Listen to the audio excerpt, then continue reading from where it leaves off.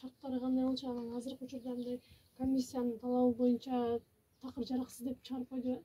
Эми ошону комиссия көрүп мүмкүн эмес деп айтыптыр. Эми билбейм, дагы келип текшерет экен, ошо текшерсе өздөрү айтышат да. Буга чейин деле иштеп жүргөнбүз, буга чейин көп жолу сел кирген. Ошо баягы тешикчелери бар эле, ошолорду жаап үлгүрүп алат элек дайымачы. Ичине киргизбешке аракет кылып. Мунусунда айнектен кирип кеткен да сел. Анан ошо тазалап бүтүрө албай атабыз дагы деле.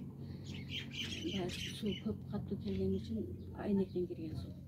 Ошон үчүн ылайды тазалап бүтүшкө мүмкүнчүлүк жок. Ошо жогорку жактагы кызматкерлер бизге жардам берип, больницабызды кайрадан тургузуп берсе жакшы болот эле. Эми адырдан чек бөлүнүптүр деп атат, бирок ал сразу бүтүп кетпейт да.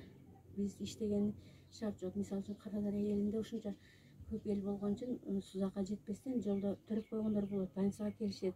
Прямо жолдо төрөтүп алабыз, алыстык үчүн. Ошон үчүн больница сөзсүз керек да. Ага чейин кандай жагынан болсо дагы бир ишкананы, бир жерди ошо больница кылып иштетип турушубуз керек. Мындай жаап койгон мүмкүнчүлүк жок да, элге больница керек.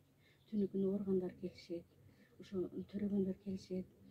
Кээде жолдо машинанын ичинде төрөп коет, аны төрөтүп алабыз, биринчи жардам беребиз. Аты жөнүңүз, кызматыңыз? Батырова Мубарак, күзөттөгү Мидай.